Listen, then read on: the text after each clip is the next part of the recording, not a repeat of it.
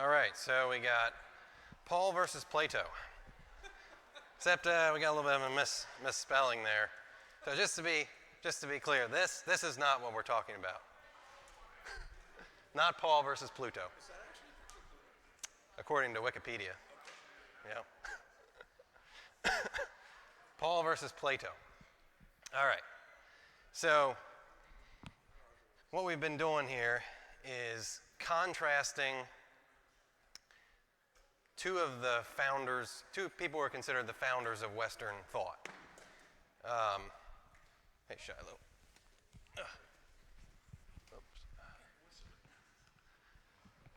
Paul, the Apostle Paul, and Plato. So we're contrasting them at various levels, and then the goal is to be able to use that to see how their ideas sort of filtered down to us and got mixed up together, and hopefully that will help us sort it out, what ideas come from where, because we don't want to unknowingly adopt pagan ideas if we can avoid it. So the first week we talked about the foundations of government according to each guy. So Paul believes in what according to Paul, what is the foundation of government authority? What gives the government its power? Someone want to take a stab at that? Where does Paul say that the government gets its authority? Brad. According to Romans 13, where does the government get its authority? According to Paul, yeah. Yes, by the ministry of God. All right, so then Plato has a different idea. Where does Plato say? Micah, have you been listening? Where does Plato say that the government gets its authority?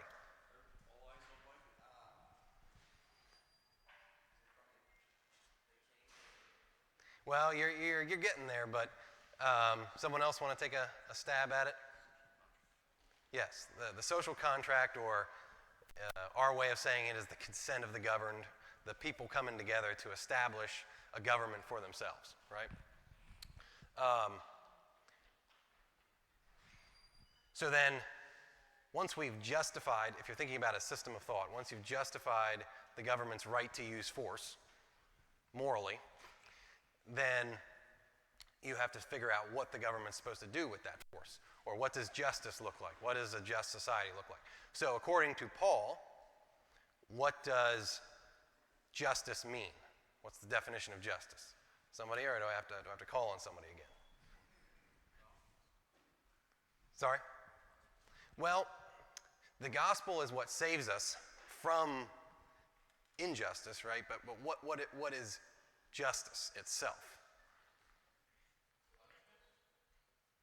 Getting there, but what defines the law? Yes, who said that? Dustin. All right. Excellent. So according to Paul, the law defines justice. According to Plato, someone wants to really impress me. According to Plato, what defines justice? Well, that's how we get to there. But what would the philosopher king do with his power? How would society look under the philosopher king? So Plato he really puts a lot of emphasis on this idea of division of labor. Remember? So what he's getting at is Plato is what you call a rationalist. So everything should be rational. So society needs to be properly ordered or rational. And to him, that means everybody doing what they're best at in the most logical way. And so we have this idea of a rational society structured according to division of labor. That's what justice is. How we get there is what you were saying, John. We need someone who's rational to order society that way, right? So we pick whoever's the most rational, the philosopher, that is, and we make him the king, and then he'll order society according to that. But now, if justice is defined by God's law, then how would you transform society into a just society according to Paul? What did Paul do? And here's where we get back to what you said, Marty, the gospel, right? The key mechanism according to Paul, for transforming society is the gospel. So regeneration, a bottom-up transformation, versus Plato says the philosopher king, a top-down, we're going to do it by coercion, basically. Okay, so then last time we talked about education, because either one of those ideas, if you take either the gospel or the philosopher king, you need education either way. Because how are you going to, well, Paul says, how are you going to learn without, how are they going to hear without a preacher? So they've got to learn the ideas. Or for Plato, how are you going to get the philosopher in the first place, right? That requires some system of education. So then, does anybody remember what is Plato's key idea as far as education? How do you, where, we could say it this way. Where does knowledge come from? What's the source of knowledge according to Plato?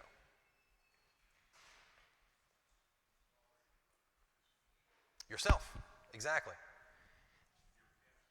Right, your past lives. He believed in this idea of reincarnation, so you already know everything, you've just forgotten it. So your soul, in its ideal form, already knows everything, but when you become incarnated, you forget it, and you got to remember it. But that means it's all in there, you just got to get it out by some sort of rational reflection. But according to Paul, where does knowledge come from, or where does truth come from? Does it come from yourself? Where does it come from? God. Through what means? Revelation, exactly. So we have a fundamentally different sources of knowledge, external versus internal. And that means you have fundamentally different methods of getting the knowledge. So what's Plato's method? How do you draw it out of yourself? Socratic question, right. So you either yourself or other people, you question other people, draw out. But knowledge, according to Plato, cannot be communicated. It just has to be realized out of yourself. But, as you said, if knowledge comes from God, then what we need is revelation. We need communication between us and God. And that could come through the Bible, or other people who've read the Bible could communicate that. So Paul believes in, example, exhortation, teaching. He emphasizes all those ideas. Plato emphasizes the idea of self-realization, basically.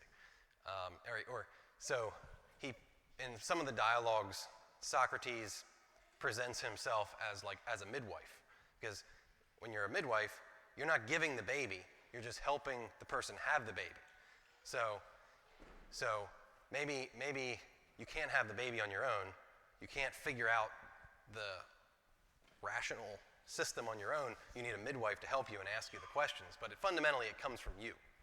Okay, so we're getting deeper and deeper into both systems of thought as we go here. So the next step is then what is sin and what is ethics or morality? When you get to that, you're starting to get to the foundation of the system. And then next time, after we look at that, we'll look at what is salvation. And then finally, what is the very most foundational part of the system? God, knowledge, and good. Okay, so let's go. Our system is look at Plato, then look at Paul. So here we go. We want to contrast them on these points with regard to morality. The definition of good and evil, first of all, and then the abilities of man with respect to good and evil, and then the practical outworkings of what does the two systems actually say that you should do. So I'm going to take the first one, the last one first, the practical outworkings. So I want to show you where you start determines where you're going to end up. So we got two fundamentally different systems, and they end up at a way different place. So I want to give you an illustration of that, just practically, from a dialogue called Charmides.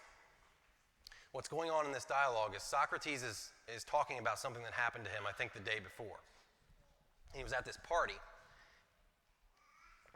and the people at the party were like, okay, there's this really beautiful boy that you got to see. And so they tell the boy, I want to get him to come over so they can show him to Socrates. They tell the boy that Socrates knows the cure to his headache. And so they convince him to come over. So, just a little warning, this is a little PG. It's not explicit, but it's clearly talking about homosexual desire. So, be ready for that. It's not explicit, so. All right, so here, the boy's coming. So, his coming caused a lot of laughter because every one of us who was already seated began pushing hard at his neighbor so as to make a place for him to sit down. The upshot of it was that we made the man sitting on one end get up, and the man at the other end was toppled off sideways. In the end, the boy came and sat down between me and Critias. So Socrates wins that little jostling match. And then, my friend, I was really in difficulties. And although I had thought it would be perfectly easy to talk to him, I found my previous brash confidence quite gone. So he's starting to be overcome with desires. And when Critias said that I was the person who knew the remedy, and he turned his full gaze on me in a manner beyond description and seemed on the point of asking a question, and when everyone in the palestra surged around us in a circle, my noble friend I saw inside his cloak and caught on fire and was quite beside myself. And it occurred to me that Citius was the wisest love poet when he gave someone advice on the subject of beautiful boys and said that, quote, the fawn should beware lest, while taking a look at the lion, he should provide part of the lion's dinner, because I felt as if I had been snapped up by such a creature. All the same, when he asked me if I knew the headache remedy, I managed to somehow answer that I did. So now, this dialogue is about temperance and self-control. And so what's going on here is Socrates is illustrating, though even though he's consumed with this desire, he's able to master himself. You see that? But what's missing here is any reference to the idea that this desire is bad. This is more like a husband and a wife. A husband has a good desire for his wife, but it's even more virtuous if he's able to control that and only exercise it at the proper times, right? So we have to have self-control even in a good desire, and that's what's being portrayed here. These desires are good according to Plato, but Socrates is the very pinnacle of virtue because he's able to control himself, even in good desires. So, Socrates, keep in mind, keep this in mind. Socrates is considered to be like the saint of philosophy. You would be hard-pressed to find, I believe, an unbelieving philosopher who would not pay some sort of homage to Socrates as a paragon of philosophical virtue. Okay? And this is Socrates, all right? This is wickedness, okay? Now we're going to contrast that with Paul, but this, for those of you who are interested in apologetics, just as a little side note, do not let anyone tell you that loving consensual homosexual relationships were not known in the ancient world. Because a lot of people will say when you come to Paul, well, all he knew was these abusive relationships, and that's his context. He didn't know anything about our modern idea of loving consensual relationships. That's baloney. This guy was writing 300 years before Paul. His works were known in the time of Paul. You could argue this particular circumstance, maybe there's an abusive thing going on because Socrates is older, but if you read the dialogues, it's all through it. This guy loves this guy, and oh, that's great, and it's all through it. Consensual homosexual relationships. Yes? When people talk about Socrates today in terms of philosophy, would they say he was virtuous, or would they say he was brilliant? Both. Yeah. No, but he's considered virtuous because we're going to see next time when we talk about salvation how he was willing to die for his beliefs. Right? He ends up being put to death, and so he's so consistent and with his beliefs, and we'll see how he's able to die without fear because of his rational mind. Anyway, that's a side note. If you need some ammunition on that front, just read Plato. Okay, how does that contrast with Paul? Paul says this in Romans 1, because that when they knew God, they glorified him not as God, neither were thankful, but became vain in their imaginations, and their foolish heart was darkened. So what does this darkening consist of, right? Professing themselves to be wise, they became fools and changed the glory of the uncorruptible God into an image like to corruptible man, and to birds and to four-footed beasts and creeping things. Wherefore, God also gave them up to uncleanness through the lusts of their own hearts to dishonor their bodies between themselves. So, then he goes on to talk more about homosexuality. But you see how homosexual desire is an example of the twistedness of pagan thought, whereas for Plato, it's attributed to the very most accomplished, the paragon of virtue and pagan thought. So you see how there's just a fundamental disagreement on ethics between Paul and Plato. And homosexuality is an illustration. Yes?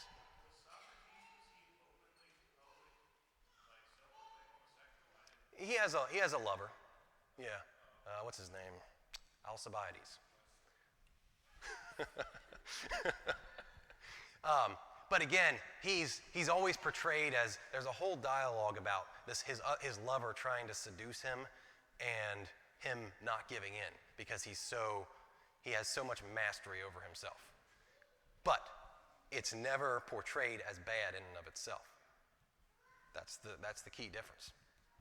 Okay, back to Plato. So now we're going to talk about the other two things, moral ability and the fundamental issue of what defines good and evil. And I'm going to summarize first, so you get the big picture, and then I'm going to read a little clip from Plato. So fundamentally, though, first there, good for Plato equals maximum long-term pleasure and happiness. Evil is pain and unhappiness, okay? So then here's how we build on that. Since all people want ultimate happiness, right? Can we all agree everyone wants to be happy? Then all people want to do good. But they are ignorant and they make mistakes and choose evil because they think it will make them happy or good when it actually won't. So here's what you think. Think about a thief, a hungry thief. He's looking in the window at the bakery. He sees this beautiful loaf of bread. He thinks that bread is going to make him happy. But he made a mistake because he goes in, he steals it, he gets caught, he ends up in jail, and then he's way more unhappy than if he had been more temperate and waited and eaten the bread, and worked a little and then eaten the bread. So you see, that's how the system of ethics works here. You deny yourself in the short term, says Plato, in order to get greater happiness in the long term. And then he thinks he can use that to establish morality. All right. So then it's knowledge or ignorance. It's rational ability to think about what's going to happen if I do this or that. That is the key to morality. So knowledge enables a man, number 3, knowledge enables a man to figure out what will be best in the long term and therefore teaches him to be temperate, courageous in the short term. Thus, the studying knowledge or philosophy, so studying philosophy is man's greatest need and leads to his highest good. So you see how this fits with his whole system of human reason being supreme. That's the mechanism of how we figure out what the good path is to the ultimate good end. Therefore, remember what we talked about last time. Knowledge can't be taught, though, right? Remember that? So it has to be remembered. So virtue, since all the knowledge comes from inside yourself, and virtue is knowledge, then virtue comes from inside yourself, right? So therefore, the key to becoming good is to look inside yourself through intense philosophical reflection. That's what Socrates does. He just spends all his time reflecting, and he arrives at truth and virtue. Okay, so now I'm going to read a little bit from Protagoras, another dialogue to illustrate this. Joel. Can we go back to the previous? Yes. Yeah, so here's my question. I want to go back to our loaf of bread here. Yeah. If the guy's smart and he steals a loaf of bread and doesn't get caught, Right. is he not under point 3 there? Has he not done something courageous and therefore good? Mm-hmm. Well, Plato would probably answer that by the fact that there's an afterlife, and the gods will reward people who do certain things.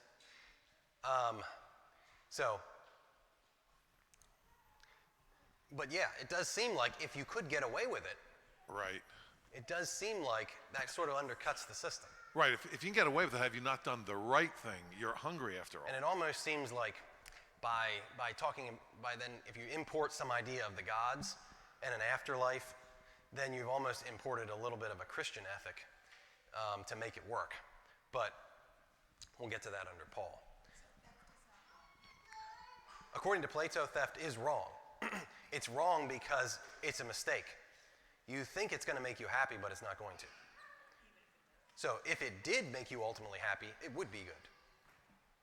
I'm thinking in the Old Testament where God is saying people cannot rest. I'm sorry. In the Old Testament, there are passages where God's speaking about evil, wicked people, and like they cannot rest unless they're thinking and scheming and doing evil things. So that makes them happy. Right. Now, Plato would argue those people will be unhappy in the end, when your flesh and your body are consumed. Well, type of thing. the second resurrection, they'll be very unhappy. Yeah. So, he would argue with you about that, but does seem to have a little problem there. All right, so let me illustrate these teachings from reading a little bit from Protagoras. I'll just say at the outset, don't worry about the details here. This is at the end of a long, complicated argument, so you're probably not going to understand all this. But I'm going to highlight the important parts. This is the best selection I could find. I wasn't real happy with it, but it does say what I wanted to say. So, this is Socrates talking. What exactly is this art, this knowledge is, we can inquire into later. That it is knowledge of some sort is enough for the demonstration which Protagoras and I have to give in order to answer the question you asked of us. You asked it, if you remember, when we were agreeing that nothing was stronger or better than knowledge, which always prevails whenever it is present over pleasure or anything else. Do you see that? There you have it. The thief, if he had the right knowledge, it would prevail over his desire to steal the bread. At that point, you said that pleasure often rules even when a man knows. When we disagreed, you went on to ask us this, Protagoras and Socrates, if this experience is not being overcome by pleasure, thinks being overcome by the desire to have the bread, what is it? What do you say it is? Tell us. If immediately we had said unto you ignorance, you might have laughed at us. But if you laugh at us now, you will be laughing at yourselves. For you agreed, here's the key part, for you agreed with us that those who make mistakes with regard to the choice of pleasure and pain, in other words, with regard to good and bad, do so because of a lack of knowledge. You see how he's defining good and bad and pleasure and pain. He's identifying the two. Choice of pleasure and pain, in other words, with regard to good and bad. And they make those mistakes because of a lack of knowledge. And the mistaken act done without knowledge, you must know, is one done from ignorance. So this is, quote, being overcome by pleasure, or this is what being overcome by pleasure is, ignorance in the highest degree.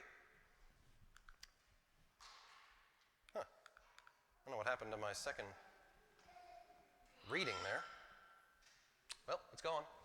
And maybe.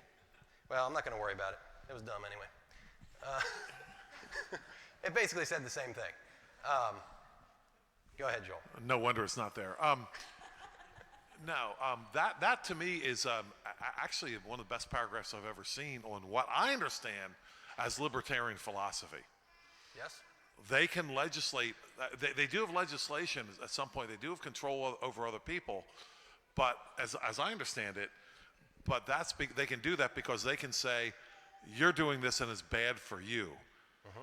I know this is bad for you. You might find pleasure in it or whatever, but I know, and I have power. Let's say I'm a power and libertarian, but I know, and that seems to be how they get away from their the way I would say it is, each person should have the right to pursue their highest good. Whatever they believe their highest good is, they should have the right to pursue that as long as they're not hurting anybody else. That's what they say, but I mean, even libertarian will say, will have some point about that, maybe being against incest or something like that. Within limits.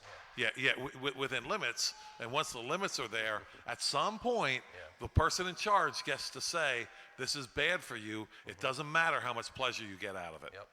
And it seems like this is really a great paragraph, it seems to me, on libertarian philosophy. Well, you've identified one of my discussion points was going to be and is whether or not you can be a Christian libertarian. Well, keep thinking about that as we get into Paul's thinking here. Right. So we're going to get into that. You can offer your defense in a minute. All right. So with regard to Plato then, definition of good and evil, ultimate pleasure and happiness. Basically, as a person, your highest good is to achieve personal happiness in eternity type of thing.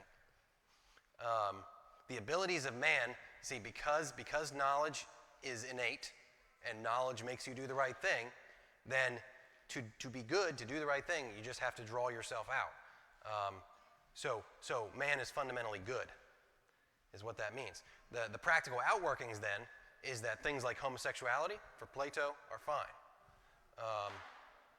Because, well, are you hurting anybody? Well, no. So if that makes you happy, great.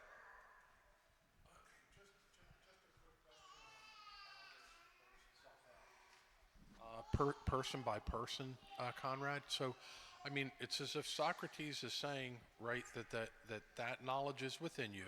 You need to remember it. Is that true individual by individual? And Socrates is showing you how to do this with this Socratic method of questioning? Or is it possible that I already know and remember, I pulled it out of my past life, and I'm able to share it with you? Or no, you need to go through this experience yourself. Right, you have to. Each individual does. Yes, you cannot, his point is you cannot, communication is fundamentally, doesn't happen. Basically, all you can do is stimulate someone else to follow this same journey. Right, okay, so let's go to Paul. We're going to see a little bit of a contrast here. So, to start out, we'll go through some verses in Romans here. Paul's system of ethics. Romans 3, for all have sinned and come short of the glory of God. So we got two things here. All have sinned. Right away we're using different terminology. We're talking in terms of sin, which is like a breaking of a law, versus just good and evil, or happiness type of idea. And then we have sin defined as coming short of the glory of God. So the highest good here is the glory of God, something outside yourself, not your own personal self-realization and so forth. Okay? So going on, the next chapter, in chapter 4, because the law worketh wrath, for where no law is, there is no transgression.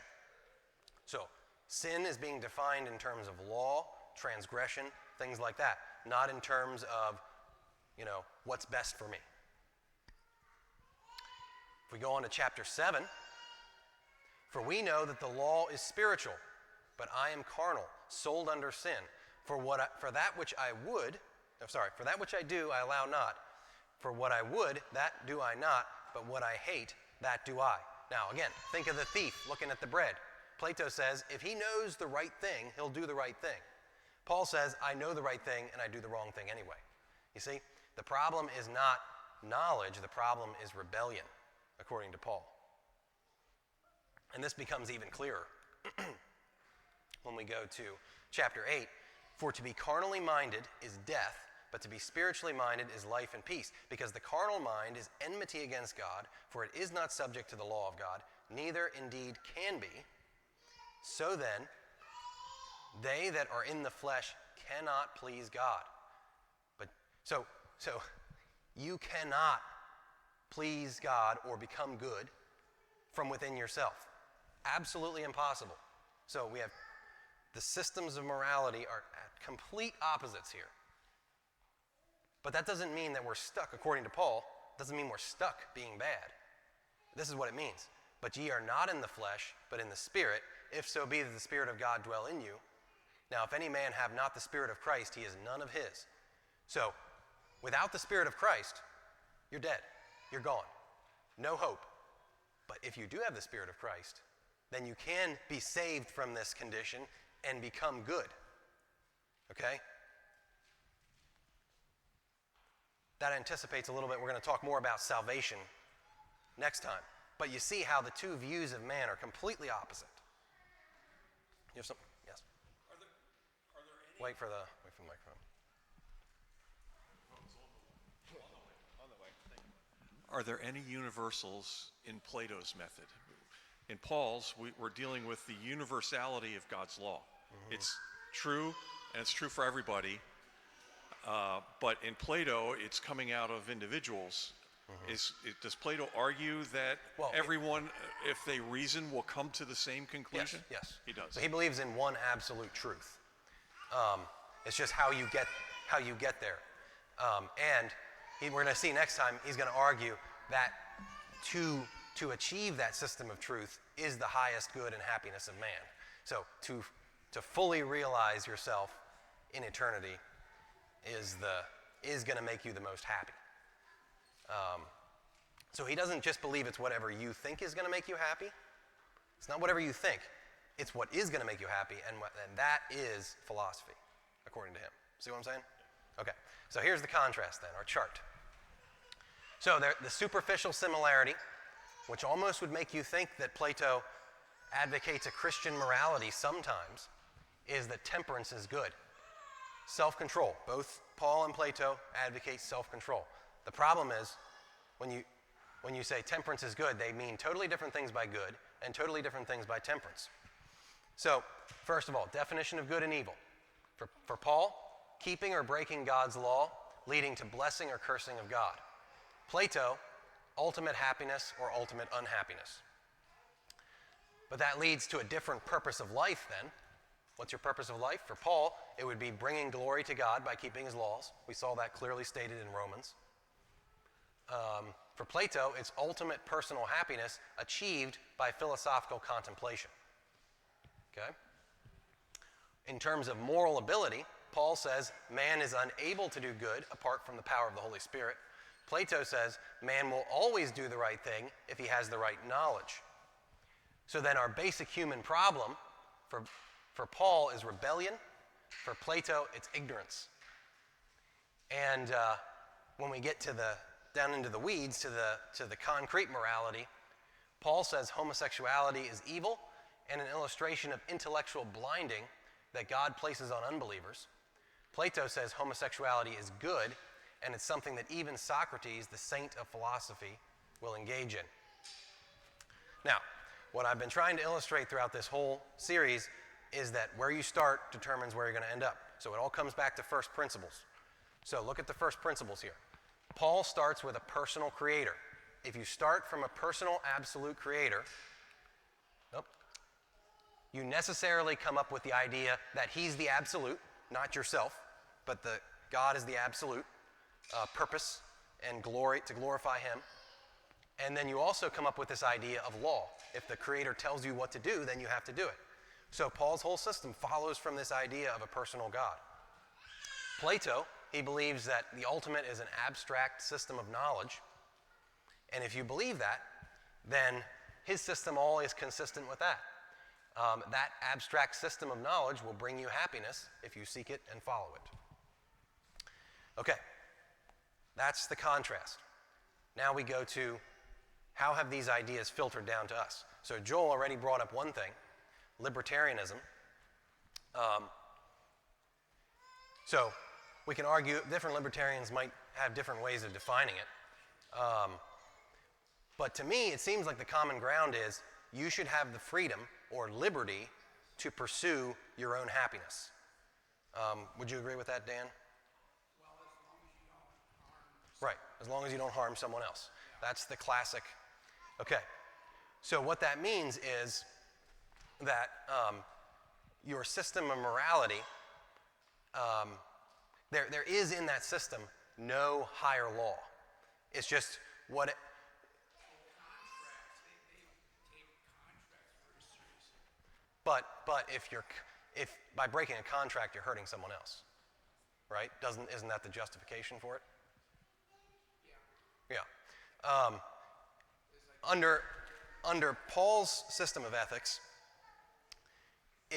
the right and wrong is defined not by whether it hurts someone else, not by what your ultimate good is, but by whether or not God said it's okay or not. So when I was a teenager trying to figure these things out, I can remember puzzling over why is idolatry a civil crime in the Bible? Because it doesn't hurt anybody. So why should it be a civil crime? Libertarianism will never come to the idea that idolatry, it cannot consistently come to the idea that idolatry should be a crime. But the Bible defines it that way anyway. So what I would argue is that Christian libertarian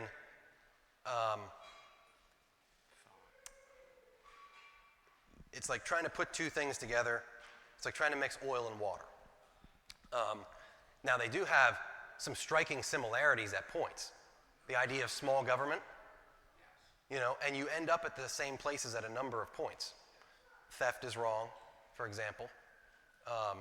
But even Plato agreed with that. So, I don't think we should call ourselves Christian libertarians. That's my opinion. Let me seed the discussion with a couple other things, and then we'll open it up. So, one other thought. Has anyone here, how these ideas have gotten mixed up? Anyone?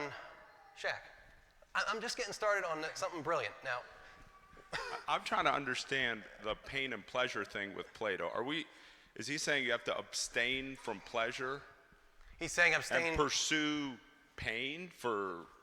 No. Or He's saying I don't understand it. deny yourself in the short term for your long-term good. That's basically his system of morality.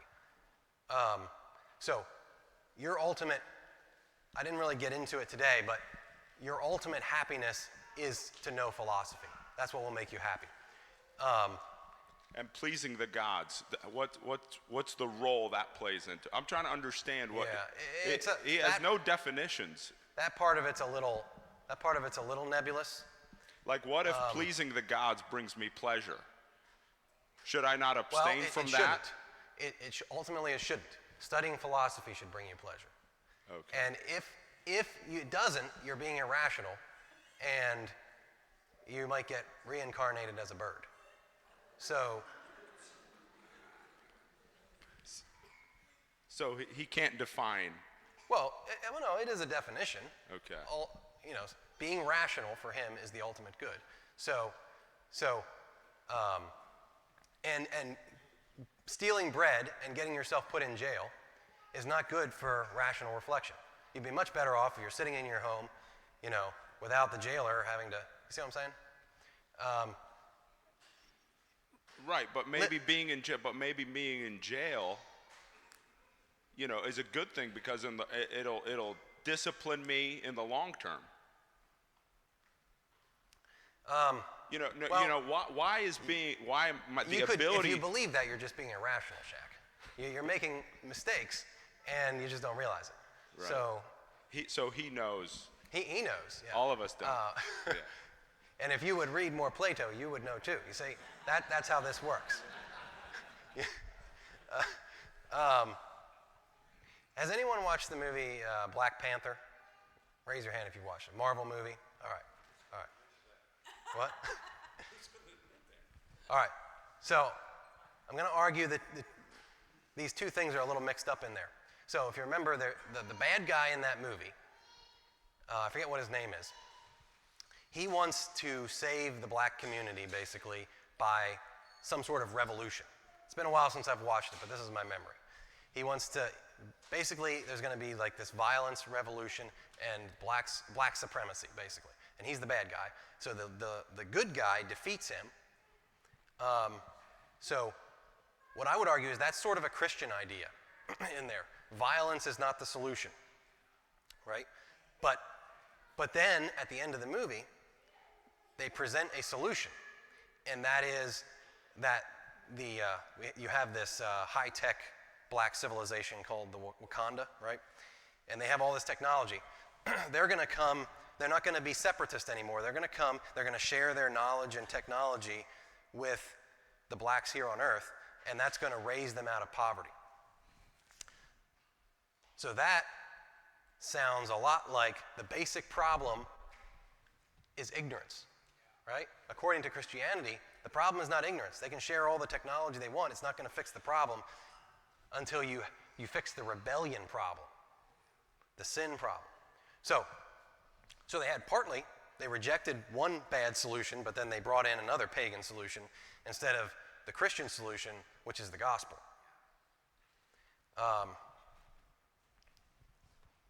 The other place I thought of that I see these ideas filtering out, if you think about criminal justice, if you take Plato's philosophy, you have a thief or a murderer or whatever. His fundamental problem is ignorance and irrationality. So what you need for him is re-education. If you take Paul's view, his fundamental problem is rebellion. And that means what the civil government needs to do is terrorize people into not doing those things.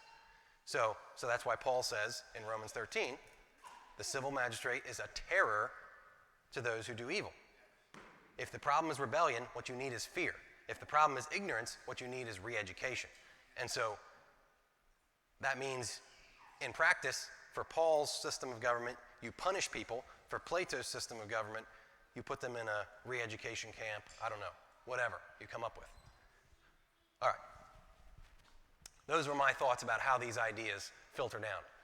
Other people, what do we think? Marty. Wait for the mic. I just struggle with, Shaq was talking about definitions. The big one for me is happiness and unhappiness. And one person's happiness could be the other person's unhappiness. Right. And how do we all get along here? Right.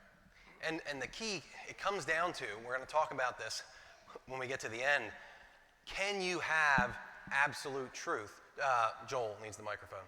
Can you have absolute truth without a personal God? If you can, because Plato's whole system is predicated on the idea of there being an absolute truth out there and in here, but there's an absolute truth that then determines so there's an absolute yes or no answer to what is going to make you the most happy. And so what you think doesn't necessarily matter. It's what is absolutely true. But only the very smartest of us and the most rational of us can figure that out. So it's not purely modern utilitarian, whatever's in your heart. That's not Plato. He believes there is an absolute definition of what's going to make you happy. It's just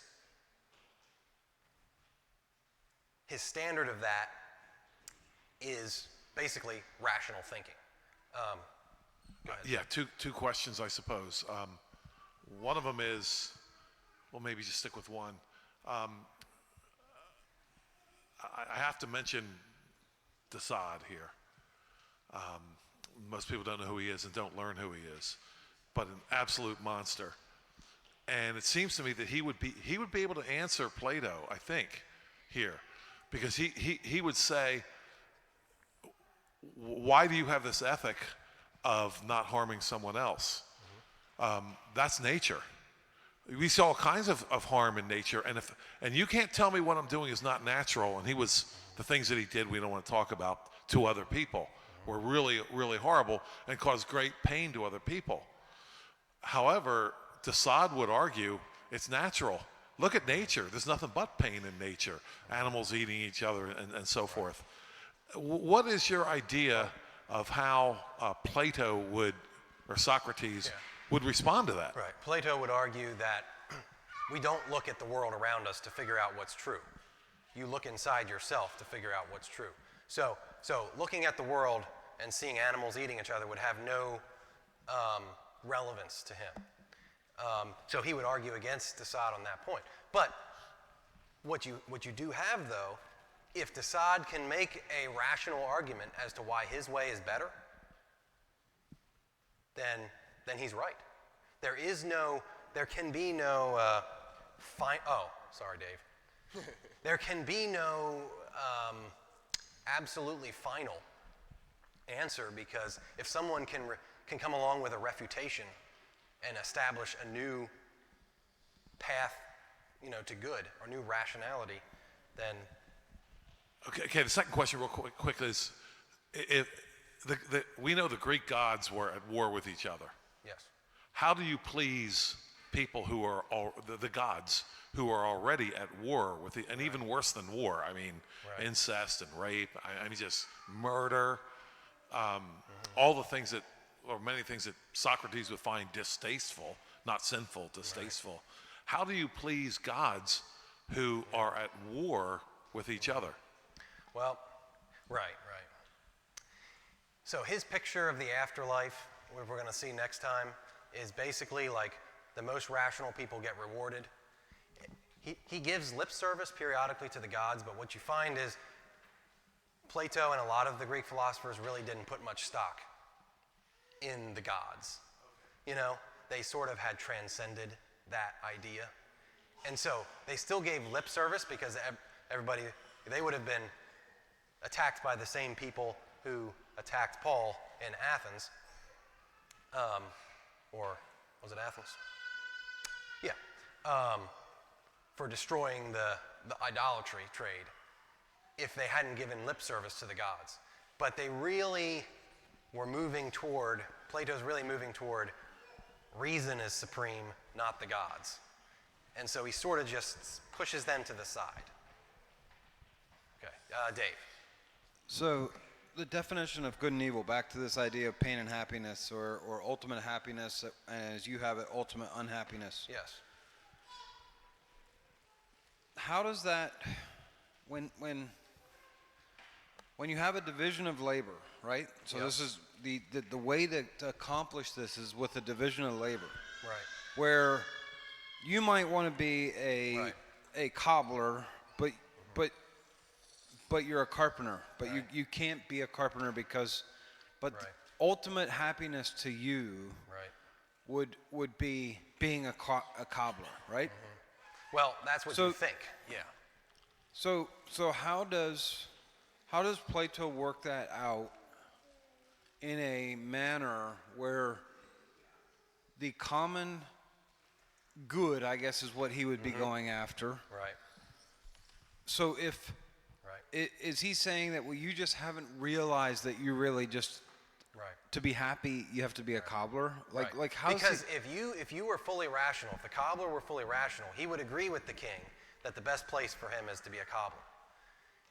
The fact that he thinks that he wants to be a builder of houses means that he's irrational, and so he needs to be protected from himself and forced to continue to be a cobbler. And Plato recognizes that in the just society, not everybody's going to be happy. But the point is that if we follow the rational course, the most people will be the most happy in the end. And so that's what he's mostly concerned about from a big picture standpoint. From an individual standpoint, it's learning philosophy. It has some eerie similarities, yeah. Dan. Plato's system sounds an awful lot like technocracy, where you have engineers and scientists and experts making the decisions for everyone else as to what is in the general good for everybody. Right. So there's a big loss of rights and pursuit of happiness there. Yep. In libertarianism, my county chapter leader said that in libertarianism, abortion, you could be for or against abortion depending on how you look at it philosophically. Exactly. And they were constantly reinventing. They just like to argue and philosophize forever. Right. But so their tenet was minimal government and maximum freedom. The John Birch Society, on the other hand, has this motto: less government, more responsibility, and with God's help, a better world. So they founded on the Constitution. We all can agree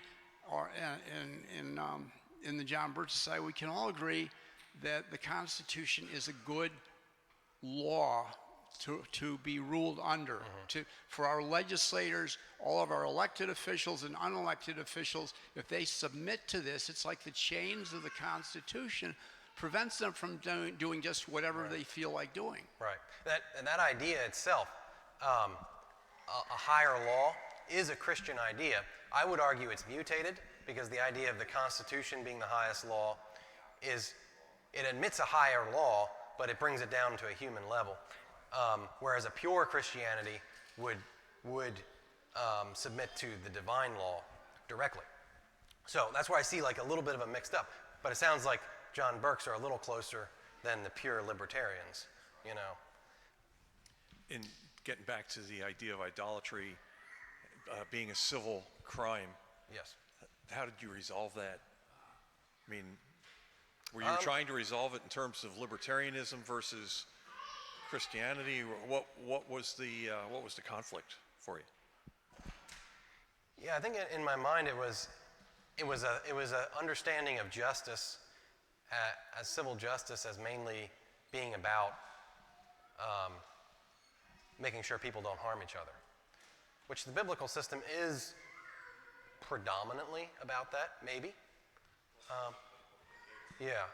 So it was just, I could never quite clarify, that idea that do whatever you want as long as you don't hurt your neighbor is not a Christian idea. Like I thought for a long time that was basically a way of describing what the system of ethics that the Bible lays out. Except it's sort of like trying to explain planetary motion using Kepler's laws. You're pretty close, but it just doesn't quite fit until you have. That's why we had to have general relativity. Sorry if that just lost everybody, but right. Well, I guess I didn't get that. Yeah. Right. I don't know. I was confused. I didn't have it sorted out, and I don't know if maybe I still don't have it sorted out. All right. So one more last thing. So Conrad, the rationality is the goal. Yes. And the person that's the most rational is going to be this philosopher king. Right. And so that's why he's able to say to the cobbler who wants to change his profession, hey, you're just not at my level yet. Right. Of rationality. You'll get there. Yep. If you keep looking within yourself. But Yep. so in the end, this all seems to work together in the sense, though, the philosopher king, though, he's going to be an authoritarian because he just has this highest knowledge. Yep. Correct? Yep. Okay. I'm Yep. good. Yeah, and hopefully I don't seem to be defending Plato here. I'm just trying to make sure we understand him accurately. I think the whole system falls apart for a lot of the reasons that have been brought up here. It doesn't give you a definite morality in the end. But anyway, thank you. We'll end it there.